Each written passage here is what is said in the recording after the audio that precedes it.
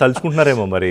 అదే సాక్షి హెడ్డింగ్ అంటే నేను ఈ పాయింట్ ఎందుకు చదువుతున్నా, 2 ఇంపార్టెంట్ పాయింట్లు మాట్లాడాడు సార్ ఋషి గారు. ఇది ప్రజలకు తెలియాలి. 1 మీడియా గురించి, 2 కులం గురించి. అతను వెళ్ళిన సందర్భం ఏంటి సార్? పరామర్శించడానికి వెళ్ళాడు. పరామర్శించడానికి వెళ్ళినప్పుడు అక్కడ ఏం మాట్లాడాలి? ముందు ఆ కుటుంబం గురించి, తర్వాత మిగతా విషయాలు మాట్లాడాలి. పాడిందే పాట పాచిపళ్ళ దాస అని ఒక సామెతలాగా ఈ టీవీల మీద పడతాం. నేనేమంటున్నానంటే ఎగ్జాంపుల్ చెప్తా మీకు. వాళ్ళ పవిత్రమైనటువంటి తిరుపతి ఉంది. టీవీ నాయుడు గారు మీ మీడియాకి సంబంధించిన ఆయన వచ్చారు.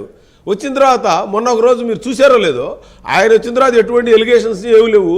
కానీ మొన్న లైన్లో నుంచొని వైసీపీ అతను అది విజిలెన్స్ వాళ్ళు తీసి దాన్ని ఇక్కడ డౌన్ ప్రభుత్వాన్ని కదా అక్కడ అంతకు ముందు తోపులాట. ఇది కాదు, ఇదో ఇంకో ఇన్సిడెంట్, తోపులాట. అవునవునవునవును. ప్రతిదానికి వీళ్ళకి ఒక స్కీమ్ ఉంటుందండి, ఒక ప్లాన్ ఉంటుంది. ఇప్పుడు ఈయన వెళ్ళాడు 3 ప్రోగ్రాములకి వెళ్ళాడు. ఇందా మీరు చదువుతున్నాడు, మన సోదరుడు రాజేష్ చెప్తున్నాడు. తెనాలి కానీ, పొదిలి కానీ, రెంటపాళ్ళ. తెనాలి వెళ్ళింది ఎందుకంటే పెళ్లికి వెళ్ళాడు. పెళ్లికి వెళ్ళిన వాళ్ళు ఎవరో అక్షంతలు వేసి మామూలుగా వస్తారు. అక్కడ ఒక ఎగ్జిబిషన్ ఏంటి సార్ నాకు తెలియకడుగుతాను. తర్వాత పొదిలి, ఓకే రైతులు నువ్వు ఆ పొగాకు సంబంధించింది వెళ్ళావు. అక్కడికి వెళ్ళి అక్కడ చేసే మాట్లాడేది ఏంటంటే, నిన్నేమో ఇంకోటి మాట్లాడతాం ఏంటంటే అసలు.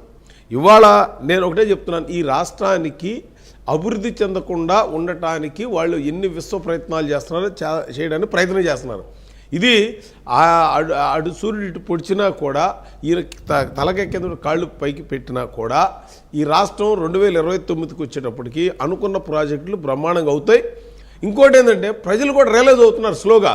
ఎందుకంటే నిన్నటిదాకా తల్లికి వందనం 1000 వీళ్ళ వల్ల కాదు అని ఎప్పుడో ప్రచారం సంవత్సరం నుంచి కొడతా ఉన్నారు. ఎప్పుడైతే నిన్న నేసారో అందరూ అడ్రస్ లేకుండా ఎవరు మాట్లాడాలి. తల్లు హ్యాపీగా ఉన్నారు.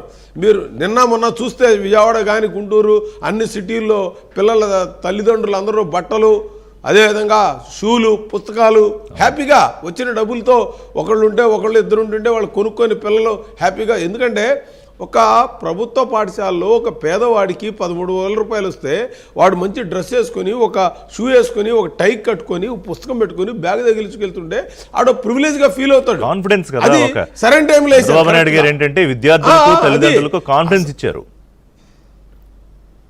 అవునవును. ఇవాళ అటువంటి మంచి కార్యక్రమాలు జరుగుతున్నాయి. వీళ్ళు చేయలేరు అనేది ఒకటి ఉంది. రేపు వచ్చే నెలలో ఆ రైతు కూడా పిఎం దాంతో పాటు అది కూడా వేయబోతా ఉన్నారు.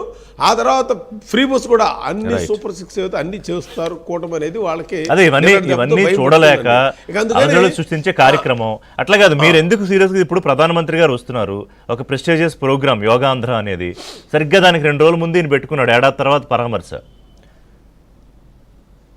అవును. అసలు ఇంకోటి సార్, అసలు అతనికి ప్రజల ఆరోగ్యాల గురించి, ప్రజల యొక్క క్రమశిక్షణ గురించి ఏమి నేర్పాలి, మొక్కలు పెంచాలి అనేది, మొక్కలు నరకడం తప్పితే పెంచడం చేత కాదు. పిచ్చాల వార్డులు తప్పితే అది నాకు అలవాటు లేదు. కాదండి, పెంచారు కదండి మొక్కలు. నరకటం, పరదాలు కట్టుకోవడం, గంజాయి మొక్కలు, గంజాయి పరిశ్రమ అంతా పెంచారు ఋషి గారు.